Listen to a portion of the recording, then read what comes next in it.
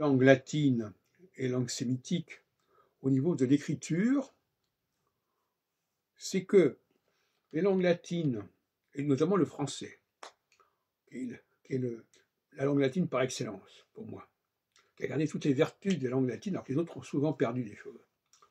La langue latine, c'est l'écrit qui détermine l'oral. C'est-à-dire que si on ne connaît pas l'écrit, on ne peut pas accéder à l'oralité correctement. En revanche, dans le cas des langues comme l'arabe et l'hébreu, c'est l'oral qui donne du sens à l'écrit. Si je ne connais pas l'oral, je ne peux pas déchiffrer l'écrit.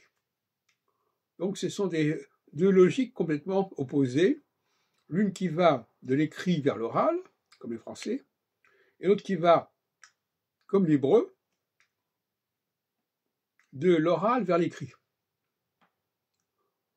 En hébreu, il faut déjà savoir parler pour pouvoir ensuite comprendre ce que veut dire l'écrit.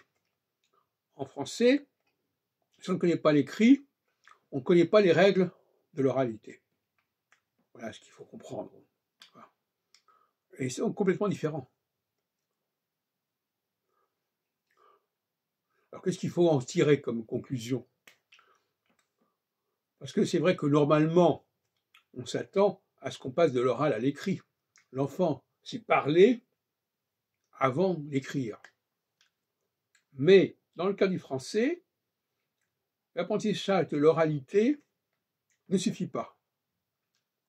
Parce que cette oralité, elle ne se comprend, elle ne donne ses clés qu'en passant par l'écrit. Et on voit bien que les gens qui n'ont pas appris le français par le biais de l'écrit font des erreurs considérables et constantes. Notamment, nous avons quelqu'un qui participe à nos réunions et qui souvent coupe la première syllabe du mot parce qu'il n'a pas compris comment ça fonctionnait, il n'a pas compris l'écrit, et donc s'il n'a pas compris l'écrit, il a un oral qui est défectueux, qui est déficient.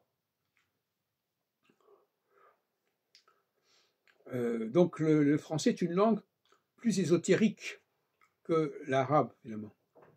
Parce qu'il faut accéder à l'écrit, il faut être initié à l'écrit pour pouvoir parler correctement le français.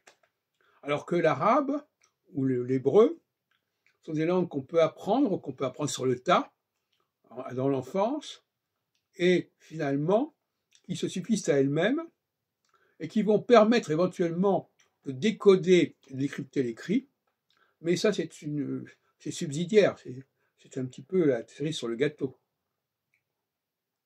Voilà comment je déchiffre ces deux langues que je connais bien l'une comme l'autre, par lesquelles je suis passé dans les deux cas. Et effectivement, les subtilités du français ne peuvent pas être prises en compte correctement si on ne passe pas par l'écrit. Ne serait-ce que par la question des liaisons, la question des accords, tout ça implique une connaissance de l'écrit qui va féconder l'oralité. Et dans l'autre cas, c'est l'oralité qui va féconder l'écrit, puisque en arabe, on n'écrit pas les voyelles. On l'écrit de manière subsidiaire, mais en hébreu encore pire, puisque dans l'hébreu moderne, les journaux